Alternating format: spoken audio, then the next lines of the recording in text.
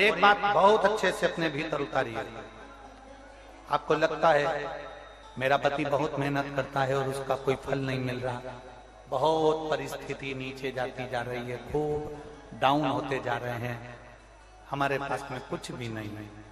यहाँ तक कि मेरे पास इतना भी नहीं कि मैं सीहोर कुबेरेश्वर धाम भी चले जाऊं और रुद्राक्ष उत्सव की कथा सुनकर।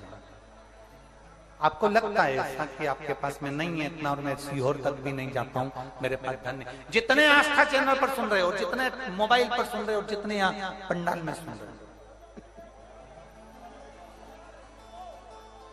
आपको लग रहा है मेरा ये काम नहीं हो रहा, मेरे पास में इतना नहीं है, मेरा बहुत व्यापार कर रहे हैं पर आ ही नहीं रहा, धन कहीं से नहीं आ रहा, बहुत टेंशन में जीवन चल रहा है। तब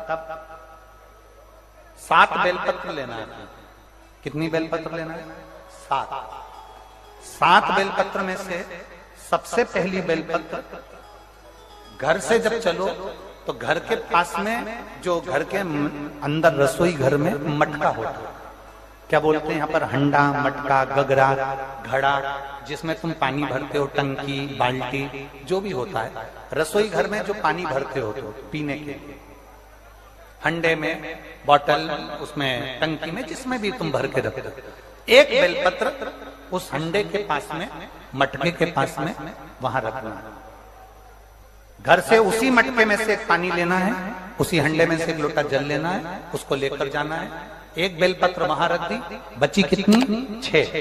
6 बेलपत्र में से चलते चलते एक बेलपत्र पानी लेकर जब जाओ तब एक बेलपत्र बेलपत्री के वृक्ष के नीचे बेलपत्र चढ़ा के उस पर जल चढ़ा देना।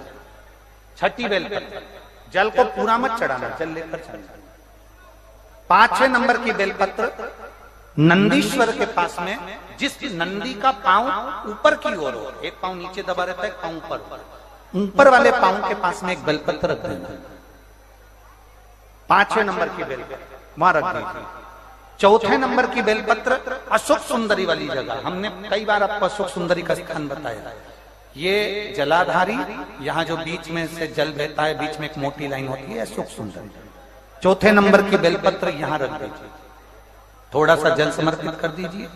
3रे नंबर की बेलपत्र, यहां बैठकर जल चढ़ा रहे हो तो यहां रखो, यहां बैठकर जल चढ़ा रहे हो तो यहां रखो, यहां बैठकर चढ़ा रहे हो तो यहां रखो, मतलब पार्वती जी का जो हस्त कमल है उस पर रखना है और उस पर जल चढ़ाना। 3रे नंबर की। 2रे नंबर की बेलपत्र शंकर भगवान का जो शिवलिंग है उसके ऊपर बेलपत्र को रखना है। बेलपत्र की जो डंडी है, आप बैठे हो वहां पत्ती का मुंह होना चाहिए, डंडी का मुंह तुम्हारे ठीक विपरीत। बेलपत्र यहां रखें। 2रे नंबर जल चढ़ाएं। एक बेलपत्र जो 7वें नंबर की है, उस बेलपत्र को जो जलाधारी है, जल चढ़ाने वाली, उस जलाधारी का स्पर्श कराएं और उस बेलपत्र को वापस लेकर उसमें से थोड़ा सा जल उस जलाधारी में डाल दें। उस बेलपत्र को, जो 7वें नंबर की बेलपत्र है, उसका स्पर्श केवल जलाधारी को कर बाबा से विनती कर उस बेलपत्र को किसी भी दिन आप अपने घर में लाकर रख लो और कुबेरेश्वर धाम आप आना चाहते हो, बाबा से विनती कर आना, बाबा ऐसा धन देना कि मैं वहां जाकर लोगों को पानी पिला सकूं, बिस्कुट खिला सकूं, ऐसी कृपा करना। 7 मार्च को कथा प्रारंभ होगी कुबेरेश्वर धाम की। 5 मार्च के पहले मेरा बाबा तुम्हारी झोली जरूर भरेगा और तुम्हें कुबेरेश्वर धाम जरूर बुलाएगा, पक्का। ज्यादा दूर का नहीं सोचना, नजदीक। 7 बेलपत्र का उपाय, 7 बेलपत्र का उपाय शिव जी का एक आनंद फल प्रदान करना।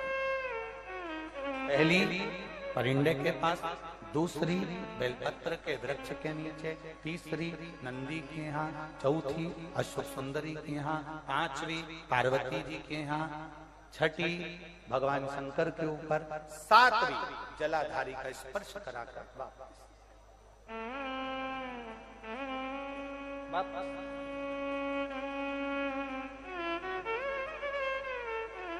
जल कितनी जगह चढ़ेगा? 'जल कितनी जगह चढ़ेगा? केवल 5 जगह पर, एक बेलपत्री के पेड़ के नीचे, दूसरा सुख सुंदरी की जगह, तीसरा पार्वती जी की जगह, चौथा शिवलिंग के ऊपर और 5वां जो जलाधारी है ऊपर, उस 5 जगह पर एक ही लोटे में से थोड़ा थोड़ा जल वहां चढ़े और बाबा से विनती करना है आपको, बाबा मेरा ये दुख है आप मिटा दें, बाबा मेरा ये कष्ट है समाप्त करना, बाबा मुझे सीहोर पहुंचना है, कुबेरेश्वर धाम जाना है, रुद्राक्ष उत्सव में लोगों को भंडारा खिलाना है, बाबा इतनी झोली भरना मेरे दाता, मैं स्वस्थ होकर कुबेरेश्वर धाम की धरा पर पहुंच सकूं। ऐसी कृपा उससे विनती करो, विनय करो, निवेदन उससे प्रार्थना करो। झोली